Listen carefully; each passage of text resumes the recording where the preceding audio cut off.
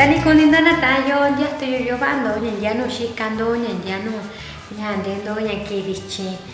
¿Qué tal? ¿Cómo están? Espero que todos se encuentren muy bien. Me da mucho gusto poder saludarlos en este nuevo día, en este video 3.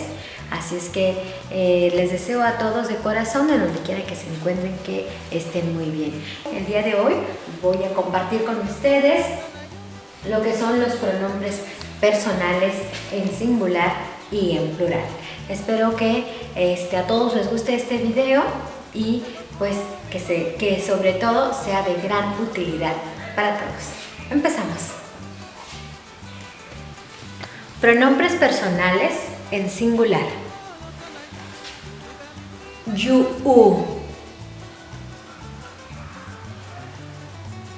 yo, raka, ñaka, naka, naka, yo, ndo.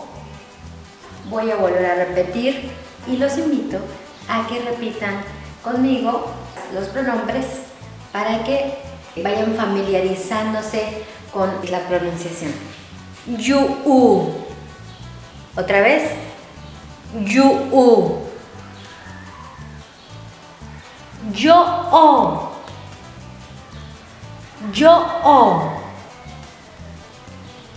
Raka.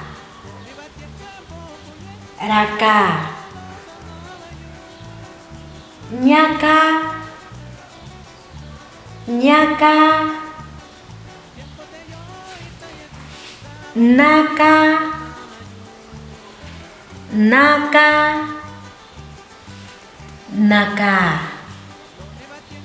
Naka.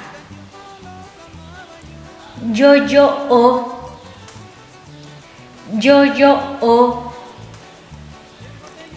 ndo. Fue un gusto para mí poder compartir los pronombres con ustedes. Muchísimas gracias. Esto fue un poco de la variante de la montaña alta del estado de Guerrero. Muchísimas gracias. Hasta pronto. Urasato, Tibiu de Yoshiko Shano, Yashishiu, Nieves Rojas Chávez, Yanu Yoña, Kibichi, Yaño Ketano, Shabina Cuya Saniña, Shikun lo yoyu, Silo Miyutani, Yanishiu Shikun, Yasani Muyu, de Shabina Cuino, de Kitanga yo, de Kitanga Natayo.